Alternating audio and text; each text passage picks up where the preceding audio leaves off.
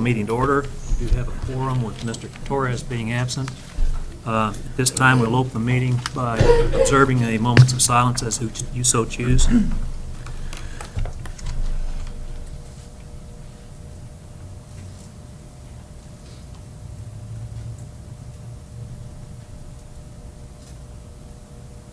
Thank you. Now, if you'd stand and join me in the pledge of allegiance.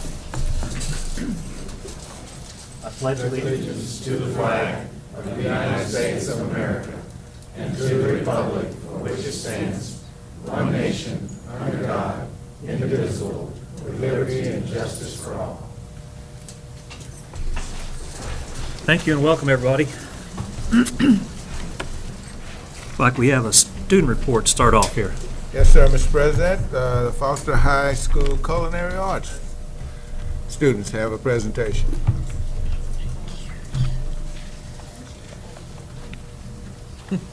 That's what I like, edible presentations.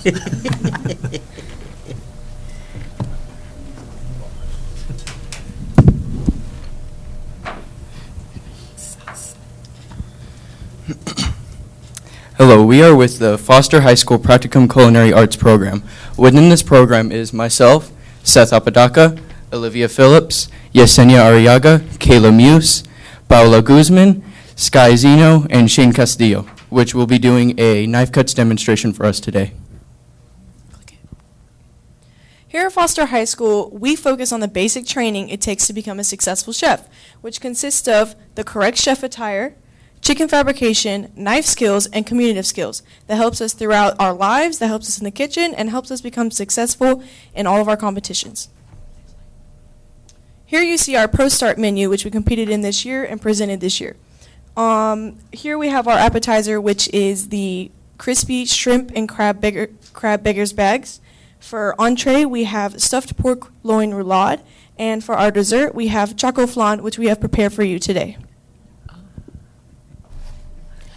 We participate in many competitions such as the Chop Tournament, the Texas Pro Start, and the Mystery Basket Challenge, which we all have succeeded in and worked as a great team.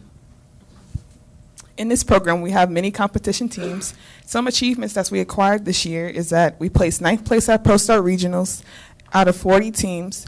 We placed 1st and 3rd place at our Chop competition out of 27 teams, and our 2nd place at the Mystery Basket Challenge out of 36 teams. Other accomplishments is the Sweet Tooth Showdown, in which we placed first in the following categories, and we are also very proud of, and were made possible by Mrs. Aventurado, who was recently given the Texas and National Restaurant Association Educator of Excellence Award.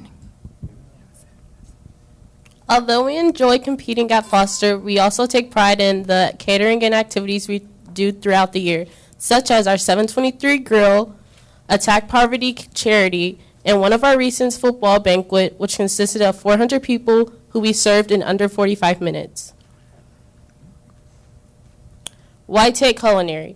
The opportunities are endless. They range from real-world experiences and even doing community service throughout the year. Also, between all of us, we've earned over $15,000 in scholarship just this year from doing competitions. Hello. Today I've prepared for you, as they were presenting, a pico de gallo, which I small diced tomatoes, jalapenos, onions, and mixed it with a chiffonade cilantro with a little bit of drizzle of lime juice and sprinkled it with salt and pepper.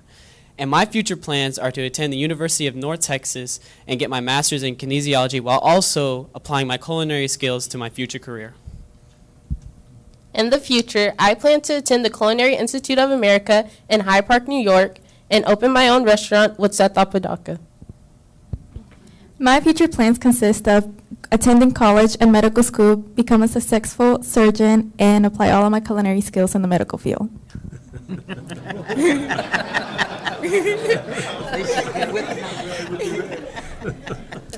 I plan to go to culinary school and get my associate's degree in culinary arts and get my bachelor's degree in business management so I can open up my own restaurant someday. I plan on going to the Art Institute of Houston to get my associate's degree in baking and pastry and one day hopefully own my own bakery. My future plans consist of going to U of H and getting a bachelor degree in hospitality and hotel management, and then later I'm going to Escoffier Culinary School in Austin and getting my associate's degree in culinary, and later becoming an executive chef in my own restaurant. In the future, I plan to attend the Culinary Institute of America where I get a bachelor's degree in culinary arts and one day hopefully open up my own restaurant with Sky Zeno. For today, we have made you the choco flan, which was the first place winner at the ProStart competition. And we thank you for your time. Thank you for having us here tonight, and I hope you enjoy your pico de gallo and your choco flan. Thank you.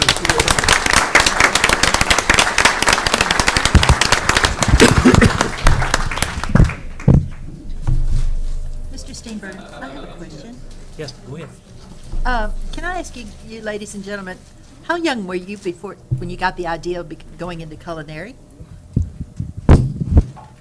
Should I start? Yeah.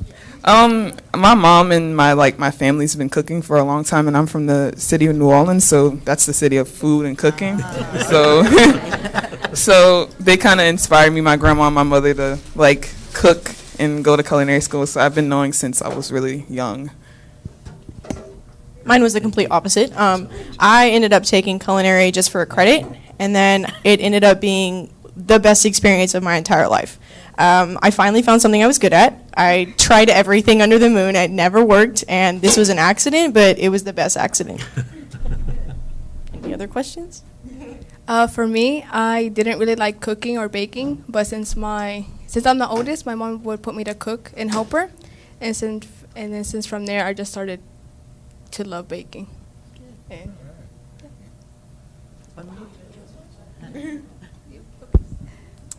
So my mom was really never a good cook, honestly, and I got tired of it. So I was like, I'm gonna make my own food, and that's when I started cooking. Sky?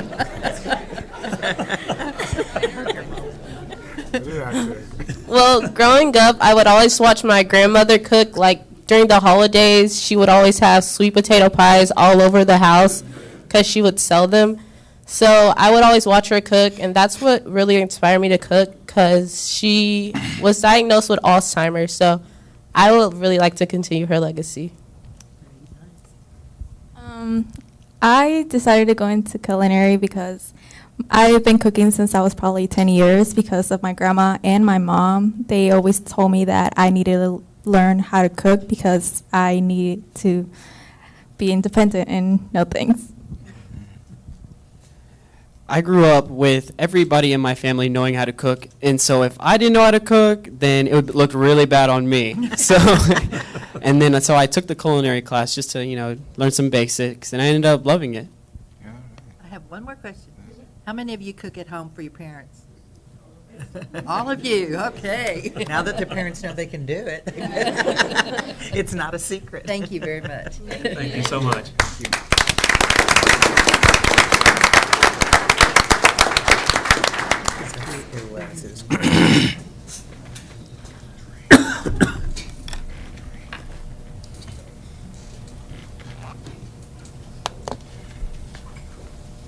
Mr. President, we also have student recognition this evening. We want to go out. Sure. That's correct. We have Foster High School wrestling coach Jeff Brown here to present. Let's go ahead. Yeah, we move out. Move out. Dr. Randall, members of the board, I appreciate you having us here tonight. I would like to introduce to you Nke Chinray Nwankwa, also known as Chi-Chi. She has been wrestling for Foster for 3 years. She has a GPA of 3.1.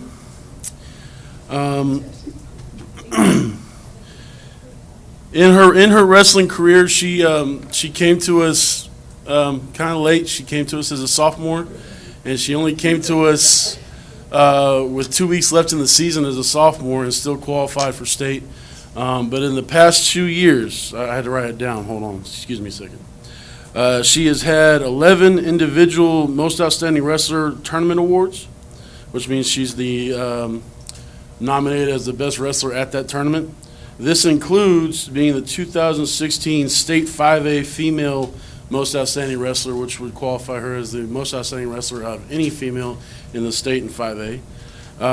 She has had 3 district championships, 2 regional championships. She's had 2 state championships, including this year at 185 and last year at 215. She's been the team captain for 2 years. She's been the Houston Chronicle Female Wrestler of the Year, the News Fix Class Act Award. She's also a junior world team member. She's a 6-time All-American. She just recently won a national championship at 180. She's a Western Regional champion, and the thing that kind of boggles my mind is we just got notified that she is qualified for the World Team Trials in the summer, which includes Olympians and all that. So if she does well at that tournament, she will actually be on the world team to compete in the World Team Trials at the end of, or I'm sorry, this next spring. So she is currently ranked number 4th in the nation, including Olympians and college wrestlers.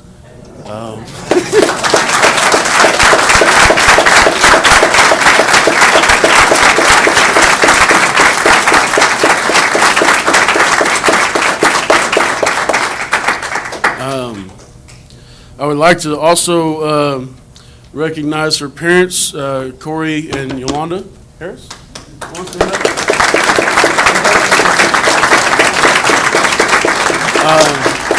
They've not also allowed me to coach their wonderful daughter, but they've been a tremendous asset to the Foster Wrestling program, and they've done a lot for us.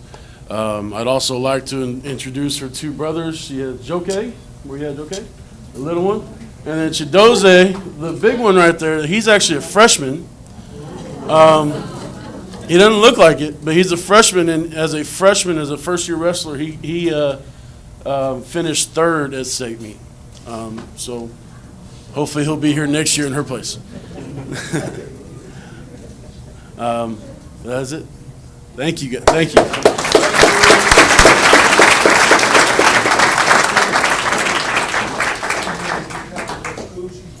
Oh, yes, I'm sorry. She's going to attend the Oklahoma City University to pursue wrestling and major in nursing.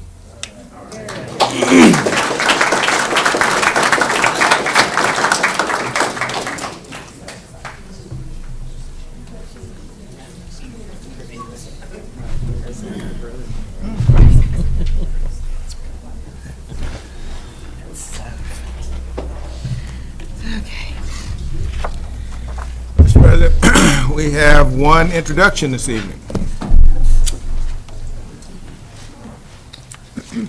Good evening. It is my pleasure to introduce the new campus coordinator, head football coach at Terry High School, Mr. Cornelius Anthony.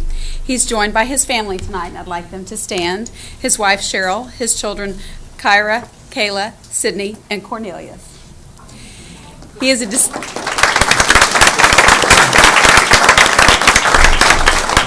December 2000 graduate of Texas A&M University with a bachelor's degree in agricultural development. He received his master's in 2012 in psychology from the University of Phoenix.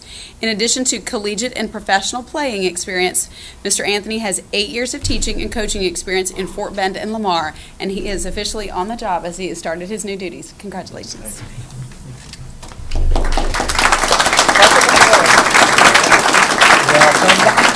Says hello. He's so happy for you.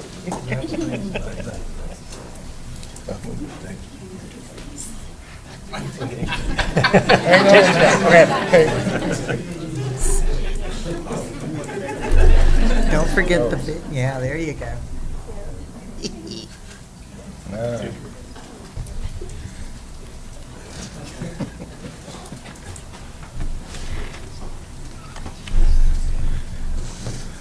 Mr. President? At this time, it's audience to patrons. Do we have any speakers this evening? Yes, Mr. President. We are now at the portion of the meeting when the board allots time to hear persons who desire to make Comments to the board. Persons who wish to speak to the board must sign up to do so as they arrive, and they must indicate the topic about which they wish to speak. No presentation shall exceed 5 minutes. Delegations of more than 5 persons shall appoint one person to present their views. The board will hear the concerns, but the board cannot deliberate, discuss, or make a decision on any subject that is not posted on the agenda. Persons who speak to the board cannot complain about a district officer or employee in open session.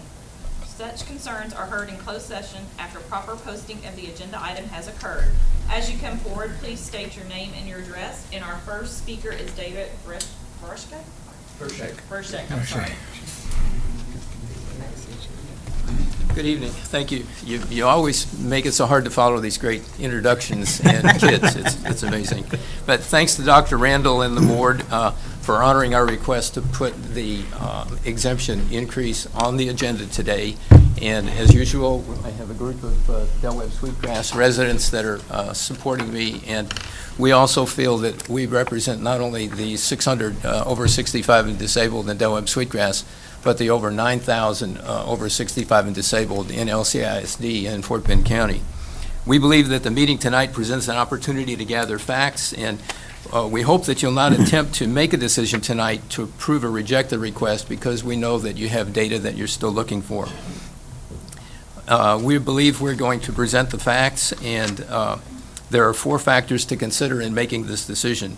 Copies of my presentation have the numerical calculations and things like that attached. First, obviously, we need to get an estimate of the tax revenue. Fort Bend CAD should provide the estimate of appraised taxable value early in May, in time to be available at your May board meeting. Second, you need to know that that $10,000 increase in over 65 would cost what it would cost the district in reduced revenue. So here's our revised estimate. We used to say $1.39 million. We found on a list of over 65 and disabled from Patsy Schultz, the Fort Bend County Tax Assessor Collector and the Tax Assessor Collector for the district, that there are 9,205 over 65 disabled and disabled veterans that are also exempt from tax in that number. So that reduces it from using the 10,000 raw number to 99,205. That's 1.28 million.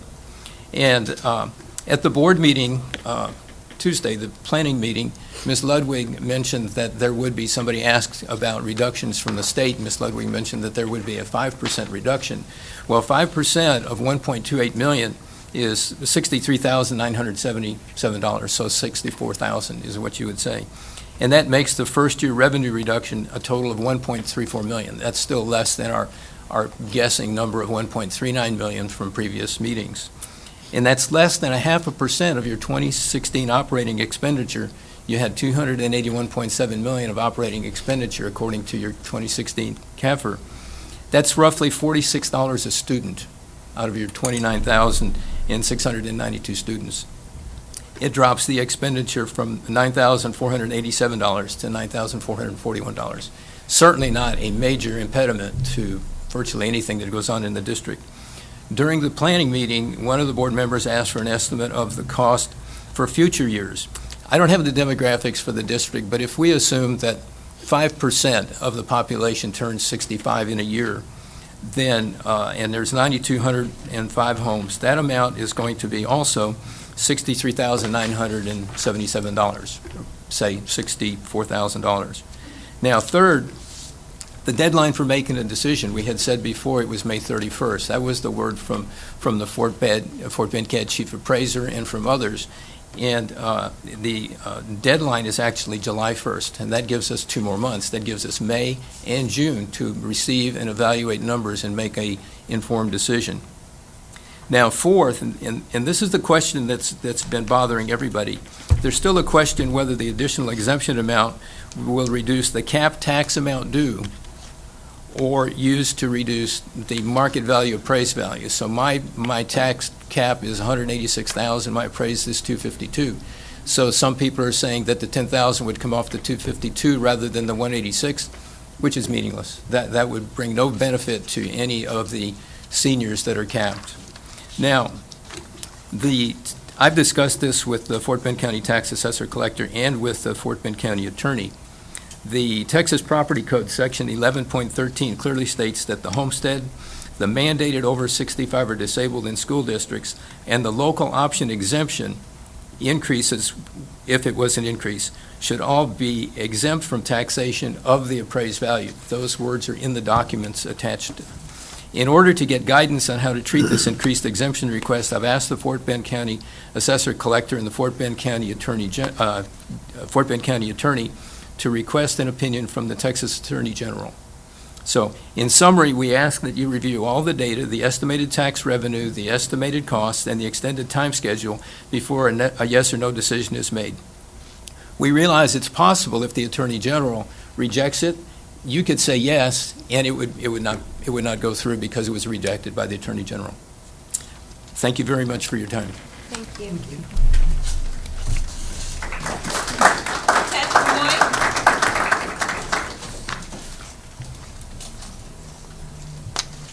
Good evening to you folks.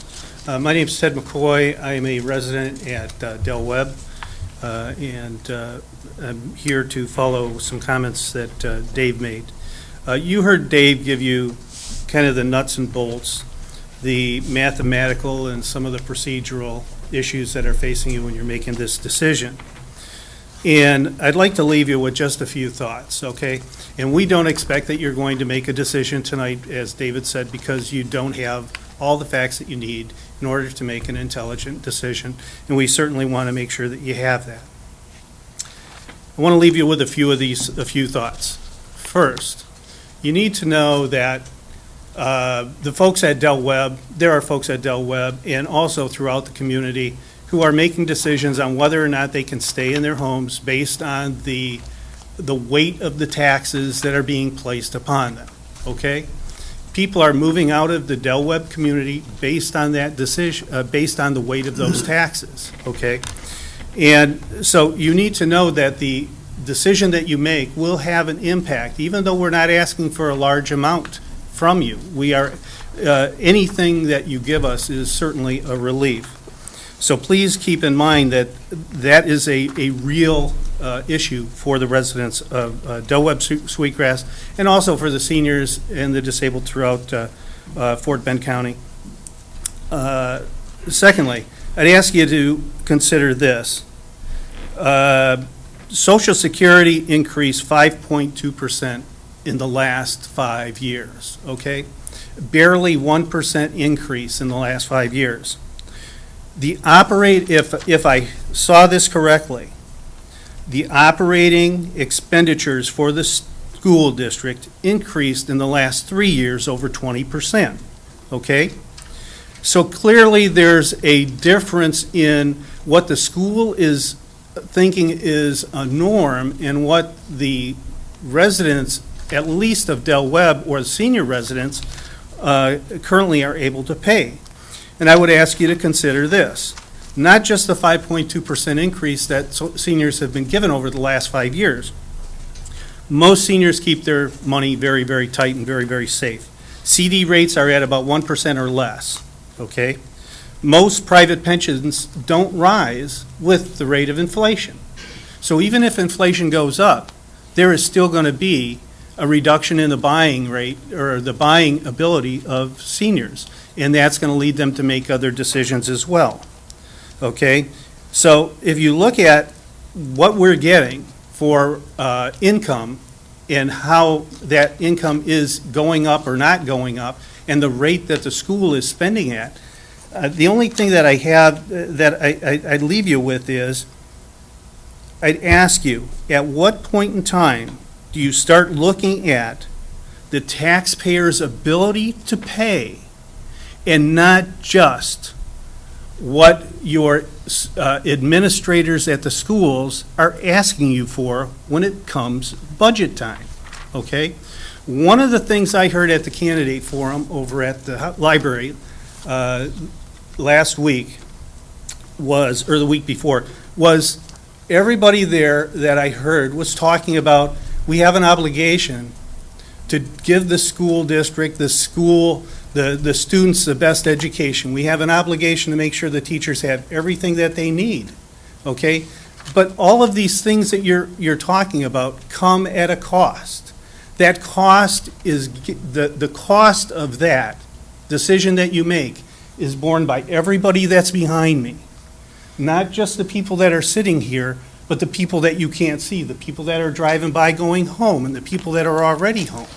Whether they're a senior or not, your decision affects their livelihood, their ability to have a quality of life.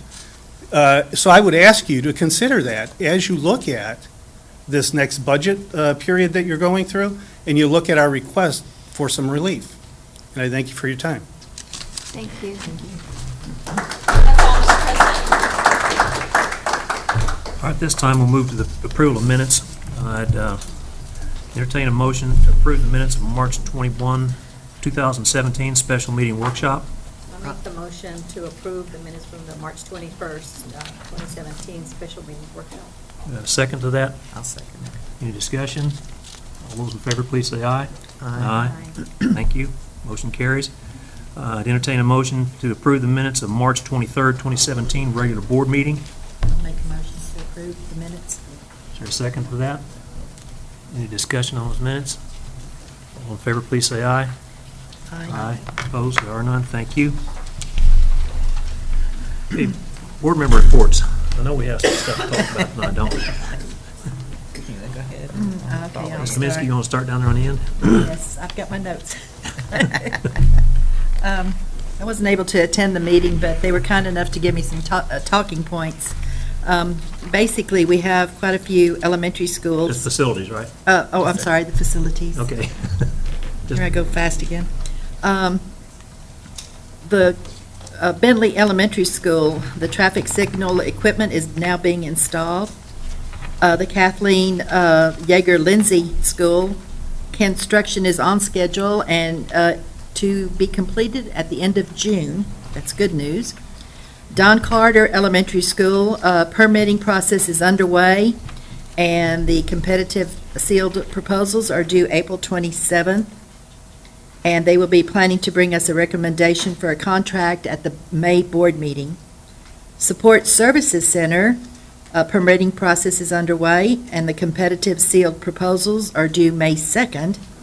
And they will also be bringing that for recommendation to the May board meeting.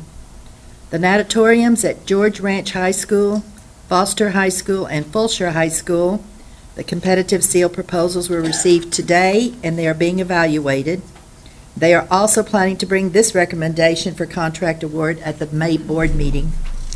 The baseball complex at Terry High School, they have received several competitive sealed proposals. They were received April the 11th, and they will be also bringing recommendation for a contract award at the May board meeting. We're going to be busy in May. Very expensive month. The band hall additions at Terry High School and Lamar Consolidated High School. The contractor is prepared to mobilize on the Terry High site in a couple of weeks. Lamar High School site will follow, and they anticipate a completion by November the 15th. And in addition to that, I did attend a SHAC meeting. That is the School Health Advisory Council, and we will have a representative to give their presentation later on this evening. You're good. Thank you. Okay.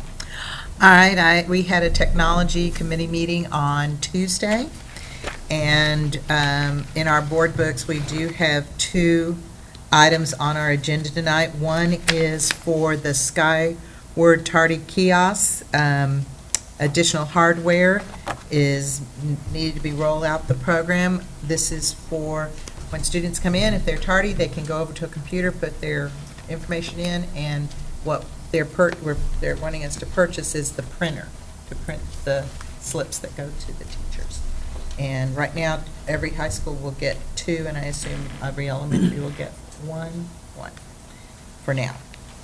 And then also the learning management system, which they have been diligently trying to decide which one to choose and come up with a contract. The district has administration reviewed the LMS options, and an item is for approval and purchase on tonight's board book. So those two items, and then, of course, you know me, I like to go and tell a little bit more about what's going on. And one that the iPad refresh, which we've talked about when we got the 6,000 new iPads in the fall. As of Tuesday afternoon, all the iPads have been exchanged out, and they have recovered over $280,000 from the old iPads, which I think that's very good, considering what kind of condition they could be in after everybody works with them for so many years. The Interact program, which our district's been doing for 10 years now, is going to be this June 5th through the 9th. And this year, they're going to be at Lehman Junior High, not at Reading. And they have made open to the board. If anyone wants to come out there during that time, they'll be there from 8 to 4 to watch the teachers and what they do out there. And it's very exciting to watch them participate. And again, the Project Grow, or Grow Project, is again this summer. They'll be handing out in the next 2 or 3 weeks about 200 computers, 100 to pre-K and 100 to kindergartners, and they're I'm sure going to be excited to get to do their hours on those computers. And then August 25th from 10 to 12 we'll be having their graduation. And last year we went, the parents, you'd think they were graduating already from high school. They were all there with their cameras, and they had their little graduation hats. So it's very exciting to see them continue to be, over the summer, excited about education. And I know there were several of us that 2 weekends ago, we were at the Special Olympics. And again, a very well organized, and so many volunteers, especially the student buddies. I think there was probably, for all the athletes, there was two to one. There were so many of our students that came out that wanted to work, and it's so exciting to see those athletes participate. And then I ran from there, and I jumped to see how the job fair was going. And again, congratulations to the administration, to the staff, the principals and teachers, making it such a very well-run job fair. It's always exciting. I think you said over 700 applicants came, and when I was walking out, I happened to chat with one, and she said, you know, this is my third one, and this is the best one yet, and even if I don't get a job, I was so privileged that I got to attend this job fair. So kudos, because we're putting our best foot forward, and even if they don't get a job, maybe they, right now, maybe in the future, but it just puts something out to the community of how hard we work, and I appreciate that. Thank you. So we had a finance committee meeting today, and they gave us an overview of the health insurance plan that we have for our employees. We currently have over 3,000 employees covered. We are trying to work to ensure that employees are selecting the N network plan so that it increases the number of employees and controls costs. We're also putting in place a diabetes preventive plan, and we're also looking at, in January 1st of 2018, we're looking at various wellness programs to control the cost of our health care. Thank you. Any other board members? I've got a couple of things. I wanted to echo the impact of that job fair. I mean, that was an event. It was. That's the first time I've been to one of them, but that presents such a great face to this district, and people. It was exciting being there, just walking in amongst the principals and all those folks that were looking for jobs out there. So, a job very well done. I also wanted to congratulate the staff for last month. We talked about HEB in the Hallsworth Center. In competition to be selected to that academy. We had interviews about 3 weeks ago, I guess, and if I'd walked in on the street, I'd been impressed, I can tell you that. That again, we had it over at Terry. We had the culinary arts folk put some stuff together. We had several presentations, and the thing that was really dynamite were those students that came in there. And you never know what students are going to say, but those auditors asked some questions, and those students responded extremely well. So we can be proud of all the students that day. We had some folks that were out there showing the welding projects and the race car. So it was to me, whether we win, lose, or draw in that, the district did a fantastic job presenting ourselves to HEB, and I congratulate you, Dr. Randall. Thank you. I did want to report the functional audit we have going across the district. The three of us are on that subcommittee, did meet with the auditors, and they gave us their preliminary findings. And I can tell you that there are opportunities for everybody from the board on down in the district. So we're looking forward to their final report. And I really appreciate the participation from everybody in the district. I know they talked to a lot of people, and you've been very candid with them because that was obvious in the responses and the things that they told us. So we appreciate that very much, and I think we've got a lot of great opportunities in there when we finally get that report. So again, thank you for that. And I think that's all I have to report on, Dr. Randall. And I do not have anything to report, Mr. At this time, we'll establish the consent agenda. A1, A2, B1, B2, B3.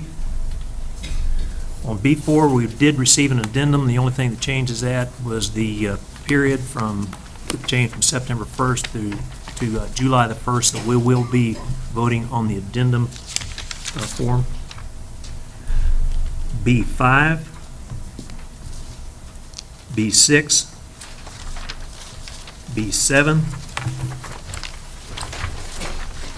B8, B9, B10. I'd like to pull that one. Dr. Randall as well.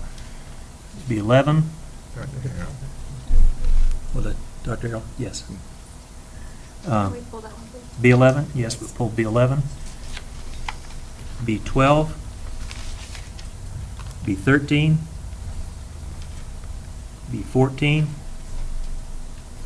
B15, B16, B17, Can we pull that one? yes, B18, I think that one just was naturally pulled along with it. The Correct? procurement as well, 18 and 19. 18 and 19. we'll pull 17, 18, 19, B20, We pull that pull one. that one, C1, D1, E1, and E2. I'll do a recap. Mr. President, I'm sorry, I should have pulled A2, please. A2, got it? All right.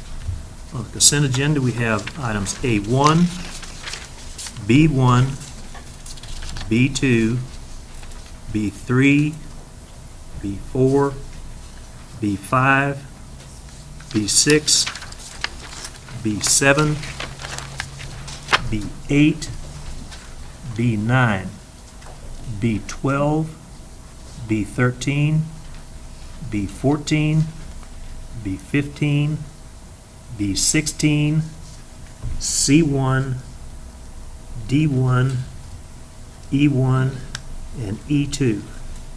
At this time, I'd entertain a motion to approve our consent agenda items. I'll make a motion that we approve the consent agenda. Ms. Kaminsky, a second to that. All those in favor, please say aye.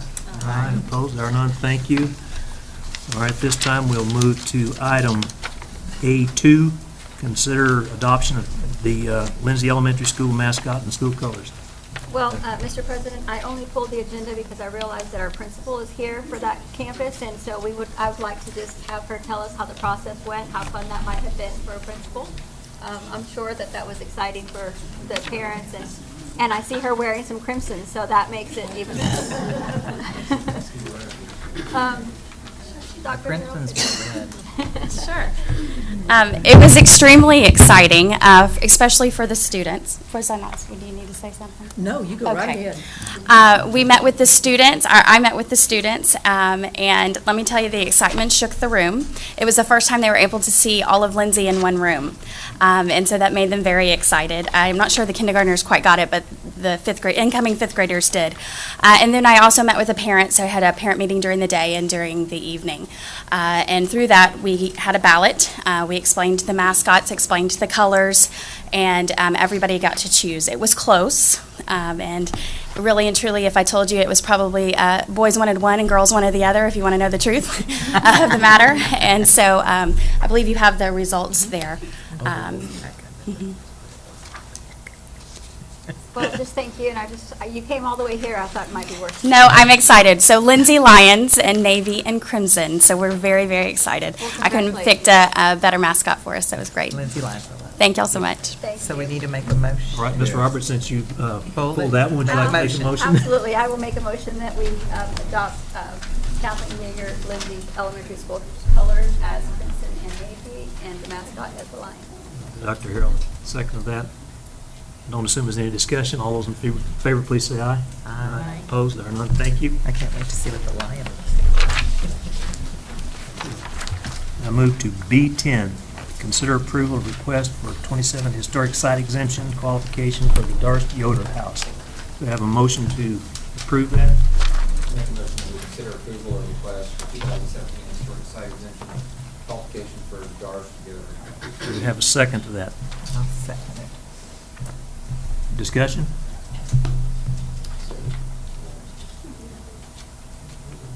Well, I'm just wondering how this is different from the one that we did not approve just a month ago in Simonton. So, it's still a residence, correct? That's correct. The only difference is one had a business in the location and the other one, and this is just a this is just a residence. This So is a residence. The But other they- one, percentage of the business was 25%, is that correct? That's correct. Have we ever approved an individual residence before for exemption? Not to our knowledge. This is their first application. Yes. Just feel like we're going to set a really bad precedent, because we have a lot of older homes in our community, and we're going to keep getting these over and over. And this is because it has been deemed a historical site. Is that But right? the other one was too. Yeah, I know, but that's, what do they have to do to become a historical site? Like, do they have to fill out paperwork to do that? They have to There's- file. There's paperwork attached and that's that actual process that they take and go through. Okay. It's not like somebody but- knocks on their door and But says. just because they are deemed a historical site does not mean that you have to do an exemption. I agree with Ms. Roberts that I think we'll be setting a precedence that we may not be quite ready to do in the future.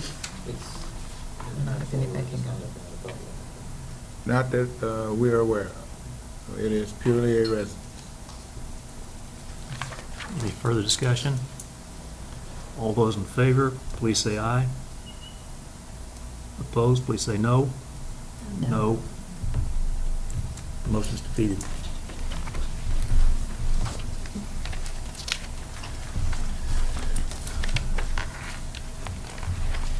Item 11, potential action regarding local option exemption for taxpayers age 65, older, or disabled. Anyone want to pose a motion to grant an exemption of some amount? There's no motion, there will be no action taken at this time. Item B17, consider approval of an interlocal agreement for Fort Bend County, Mud Districts 106, 108, 109, and 117. Do I have a motion to approve that? I make a motion that we approve the interlocal agreement with Fort Bend County MUDs 106, 108, All right, 109. Ms. Roberts, thank you. Second? I'll second. Stands there, thank you. Discussion. I initially just pulled the item because I've received some questions about it from people in the community, not necessarily in District 7, but just some random questions. But after doing some research, thinking about it, I just want to go on record. I realize that this property will eventually be in the district's hands. One of the things that we need to consider as board members is that in 10, 15 years, it's going to come up to another board on whether we're going to continue resurfacing the location and continue to maintain and upkeep. And I realize that, but 10, 15 years of the community being able to use these fields, what I would like to see is to make sure that these MUDs understand that this is, although it's in a neighborhood, it is a district-owned property. Therefore, kids from all over the district would have access to it. This falls on the same rules and regulations as any of our properties. They have to get permission, and as we know, there are some rentals associated with some of these as well. And that's all. Any further discussion on that? All those in favor of approving the interlocal agreement, please say aye. Aye. Opposed? There are none. The motion carries. The same for 9. Do we have a motion to consider approval of the architect contract? Make a motion that we consider approval of an architect contract. Second to that? Standing here. Any discussion on that, since we've had discussion on the previous item? All those in favor, please say aye. Aye. Opposed? There are none. Motion carries. Thank you. Item B19, approval of procurement method for the all-weather sports field and track projects at Dickinson and Campbell Elementary. Do I have a motion to approve? Make a motion that we consider approval of procurement method for the all-weather sports field and track projects at Dickinson and Campbell Elementary School. Do we have a second to that? Second. Mr. Roberts, any discussion on this? All those in favor, please say aye. Aye. Opposed? There are none. Thank you. Item B20, discussion and/or possible action on the current use of facilities and rental fees. Since this was a discussion item and possible action, I don't really think we have an actionable item here. What I would like to do is request that Dr. Randall ask his staff to provide for this board a new look at the rental fees for these facilities, and it seemed to boil down primarily to the natatorium, the swimming pools. And when we do look at this new schedule of fees, also consider the 3 new pools that we're going to be having and make sure it's consistent. Considering the input we had from a number of our patrons the other night, we may have some opportunities to service a lot of children in the district that we might leave out, that we don't want to leave out. We, maybe looking at long-term rentals, have a different approach than we do with short-term rentals as far as deposits, and maybe different fees for different facilities. What we need to do is make it consistent across the district, so we have a consistent policy. We sort of inched our way into not following the policy we had. We want to make sure we have a policy that's consistent across the district and that we can follow and that we can audit to make sure we're giving consideration to everybody involved in this. So we cover the cost of the districts, but we don't leave anybody out because we priced them out of the market. So I would request that you ask your staff to do that, if you would please, Dr. Randall. Okay. And with that, there's no action required on this evening. I have another comment about that. Yes. On Tuesday, one of the persons that came up and spoke, they talked about a deposit, and I didn't see a deposit on the this proposal that we were provided. So if that can be included in the use of... Yes, it would be the clarification of those deposits. So that information's not provided. Yes, thank you. Mr. President, I have one more comment. I think that one of the things that we need to remember is the importance of keeping these relationships with a lot of these community members, realizing that a lot of our athletes come from the small, inexpensive programs, especially in the Richmond-Rosenberg area. So in preparing some of this, I'd like for that to be kept in mind as just continuing facilitating this relationship. I would comment that the staff did research the any commitments we might have had to the George Foundation for allowing for preferential uses of those facilities. There are none. We are not bound by any covenants. We went back and checked with some of the original folks involved in those decisions, so that is not a restriction that we have. I guess I'll piggyback on what you were going to say, because I had that written down too, that we need to keep our community relationships with these organizations that have been working so hard with a lot of our students over the years, that we can work with them and come up with a plan that would be good for us and for them, because we don't want to hurt ourselves in the process, but we also want to be supportive of these organizations. Okay.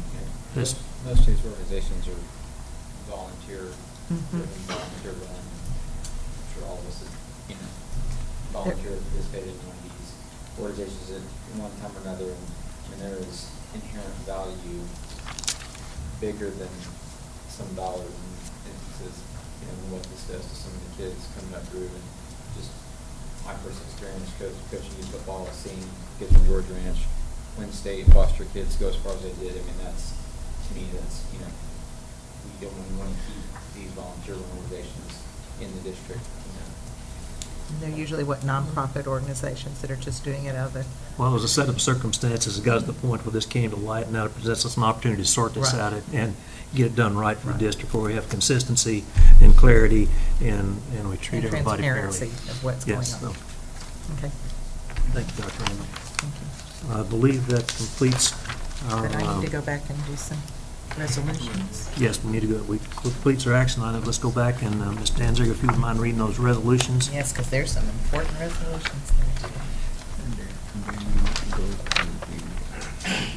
All right, the first one is resolution, whereas public school paraprofessionals are valuable members of educational teams in classrooms, gymnasiums, libraries with special education students, and more, and whereas public school paraprofessionals contribute in many ways beyond their most recognizable functions, and whereas the assistance of public school paraprofessionals is particularly important in the daily activities and operations of a school district, and whereas public school paraprofessionals serve our educational community by providing support for students and staff, and whereas public school paraprofessionals assist school and district personnel as trusted communicators with parents and community members, and whereas the connection of public school paraprofessionals to the community aids in communication and positive public relations within the community.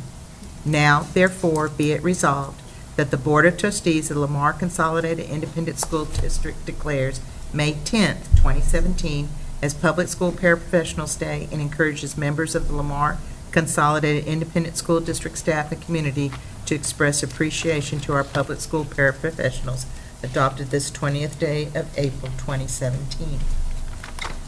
Moving on, the resolution, whereas school nurses play a critical role in the educational process through involvement in the prevention of illness and the early detection and correction of health problems, and whereas school nurses must be specially prepared and qualified to practice preventive health measures, assess health conditions, and handle referrals, and whereas school nurses serve the multiple roles of health educator and health counselor to children and families, resource person to classroom teachers and administrators, child advocate in times of crisis, and liaison among home, school, and community. Now, therefore, be it resolved that the Board of Trustees of the Lamar Consolidated Independent School District declares the week of May 6th through the 12th, 2017, as School Nurses Week, and encourages all members of our staff and community to express appreciation to our school nurses, adopted this 20th day of April 2017. And last but not least, whereas today's teachers mold our future citizens through their guidance and education, and whereas today's teachers encounter students of widely differing backgrounds and abilities, and whereas our society expects public education to provide quality education services to all children, no matter what their background or ability, and whereas our country's future depends on the education our youth receive today, and whereas teachers spend countless hours outside their classrooms preparing lessons, evaluating progress, counseling and coaching students, and performing community service, and whereas our community recognizes that teachers are providing quality educational services to our children. Now, therefore, be it resolved that the Board of Trustees of the Lamar Consolidated Independent School District declares the week of May 1st through the 5th, 2017, as Teacher Appreciation Week in the Lamar Consolidated Independent School District, and calls on the community to join with the Board of Trustees in personally expressing appreciation to our teachers for a job well done. Adopted this 20th day of April 2017. Thank you, Ms. Danziger. At this time of the informational items, I believe we have a presentation from the School Health Advisory Council.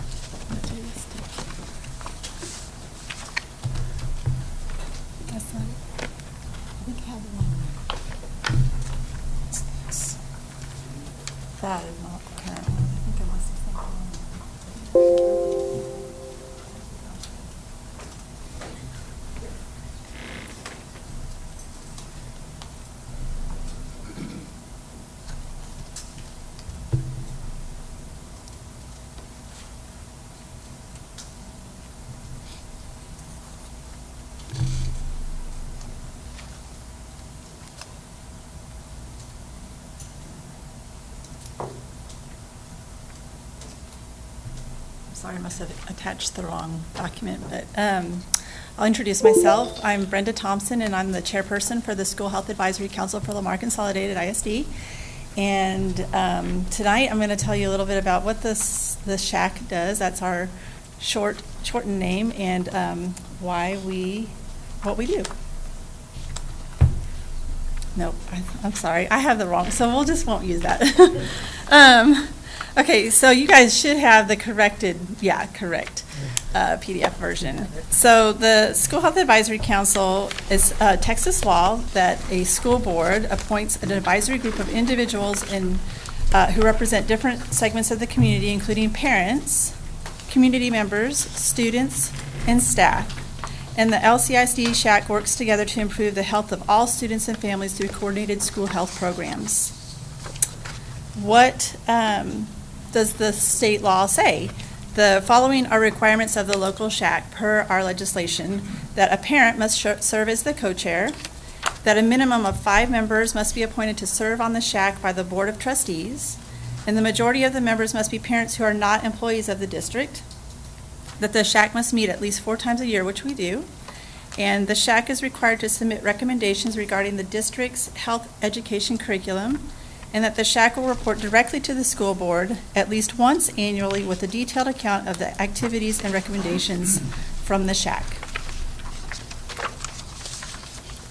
So, why do we care about wellness in schools?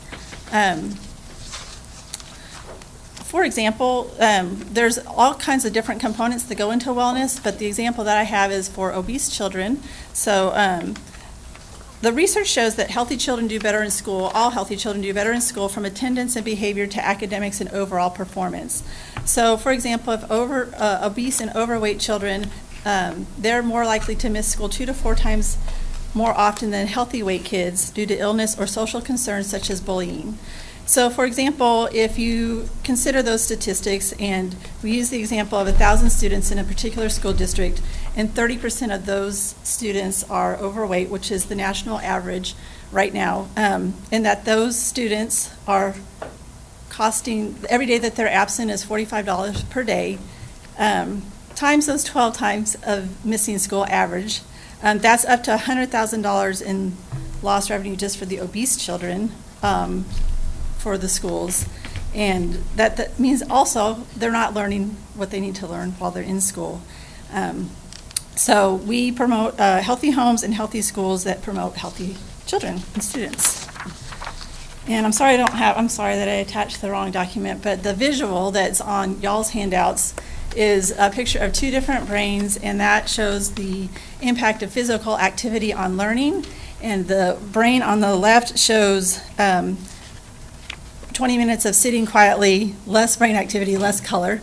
And then after 20 minutes of just walking, excuse me, there's more color, there's more things going on in their brain, and they're more likely to be able to absorb what they are learning in the classroom. And then as far as nutrition, how that impacts, these are just a couple examples. Undernourished children tend to have low energy and are often irritable and have difficulty concentrating. And they also score lower on vocabulary, reading, comprehension, and arithmetic tests. So those are just a couple of the components. So when we set our, setting and meeting our goals, what is next for the LCISD SHAC? What's most currently happening is that we are looking at updating the board policy, wellness policy component. And that was last updated in 2007. And the primary reason why we're considering that, other than it's been 10 years, is that the Texas Association of School Boards has made the recommendation that all SHACs work together with the school district to update those policies so that they're in compliance with the USDA regulations that were issued a couple of years ago. And the reason for that, part of the reason for that is that I think it was 2 years ago, our nutrition services department was audited, and there were some infractions that they found, and they kind of were given some warnings, and they are set to be reviewed again at the next school year. And if those issues that were out of compliance are not in compliance based on the wellness policy that we've set forth, that's based on the USDA guidelines partially, there can be fines. So that's from the nutrition side of it, but of course, the wellness policy includes a lot of other components, not just the nutrition side, but from the accountability point that's coming up soon, that's what's happening. And that deadline is June 30th of 2017. And I actually just found out about that deadline in February when I went to a summit in Austin. And so the School Health Advisory Council is working to put together some information to present to you guys, again, on what the recommendations are that have tweaked those, the current wellness policy. And so we also focus, as a rule, on the 10 key components that are part of the whole school, whole community, whole child model. And in 2016, 2017, we focused on 4 different areas, including health education, counseling and psychological and social services, social and emotional school climate, community involvement, and family engagement. And through those, we set up subcommittees. And through those different components, we either have speakers come in and then present programs that might be something we would want to suggest that the district adopt. And we'll do that through an annual report that will be coming once we've had everything compiled. And we'll come back and request to present that again. So, are there any questions? Any questions? No. All right, Apologize for not having the That's right. all right. Thank you for the I had update. so many Appreciate different it. versions. So. Thank you very much. Thank you. Are there any more questions on any of the information items that we haven't answered in the workshop? If not, we'll adjourn to closed session pursuant to Texas Government Code Sections 551.071, 551.072, 551.074, and 551.082 of the Open Meetings Act at 8:02.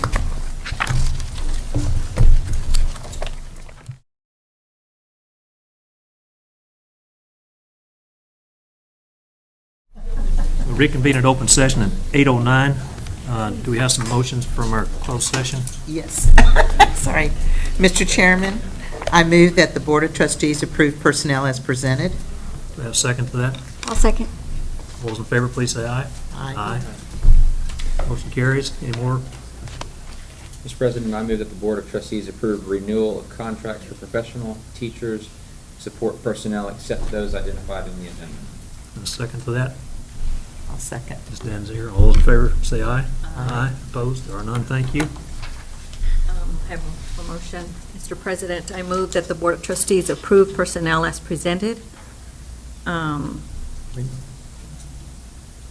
The Board of Trustees that approve renewal of contracts for professional teacher support personnel except those identified in the addendum, and that the Board of Trustees approve renewal of contracts for administrators who are late hires. Do we have a second to that? I'll second. Ms. Roberts, all those in favor, please say aye. Aye. Thank you. There are no more action items to close session. Do we have any future agenda items that we want to? I don't know how to put this. It's not an agenda. It's an information coming to light about just in what we were talking about with the school lunches and children getting alternative lunches. Can we have any information of how many children that were maybe are having issues with getting? I know it's been reported lately out there that there are children even in our district that either are not on free or reduced lunch, not having enough lunch money. So I think they just give a cheese sandwich and milk. So what's your specific Specifically request? asking is the amount of people, I don't know if we even can come up with that, but just kind of a rough figure of how many children are we having to give alternative lunches to? Is that a anybody else possibility? interested? Or That would be. do you know what I'm talking Yes, about? I would be interested. Okay. And I think Shaq, they have a lot of that information because that was a big concern at the last meeting. Okay. As to the equity in each school, as to who was getting how much food and what type of food. You I think understand that- request? Do we Yeah, have Dr. any of Randall? our schools? That's, now we're talking about two different things. Right, but I just kind of want. The one that. Open the door, sorry. Well, yeah, you're talking about in referencing kids that when they go and they order their food, they elect to, maybe they're not on free and reduced lunch, and they end up getting a sack lunch of peanut butter or whatever.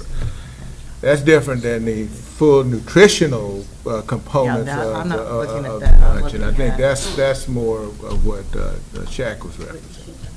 All right. Is it clear enough, Dr. Randall? Do you understand? I think I don't so. know if we can do it or not, but I just, Information. dig just into it. information, I'd just like to know. All right. Any other items?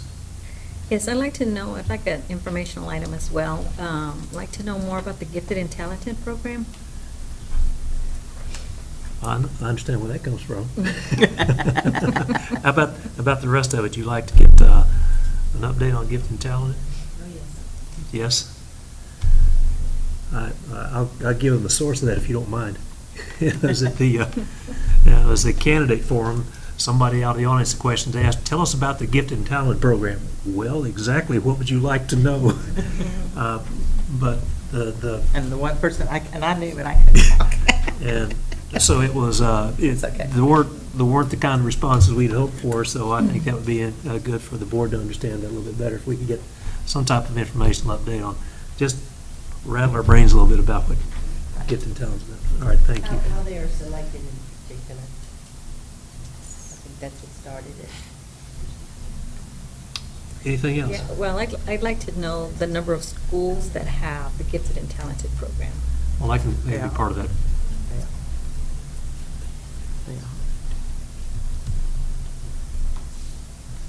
Anything else? Do we have any upcoming meetings and events that we don't know about that we need to know about? Anybody got? Surf's Up, May 5th. Surf's Up May 5th. We got buried down my stuff here. We got Teacher of the Year. Teacher, yeah. Teacher dinner. appreciation is next Tuesday. Next Tuesday. Yes. Next Tuesday. Yes, and then the week from tomorrow is Dr. Randall, there'll be the State of the District Address. Yes, State of Schools. For the Central Fort Bend Chamber. Central Fort Bend Chamber. State of the- yep, 28. If there's nothing else, we'll call this meeting adjourned at 8:14. Thank you, everybody.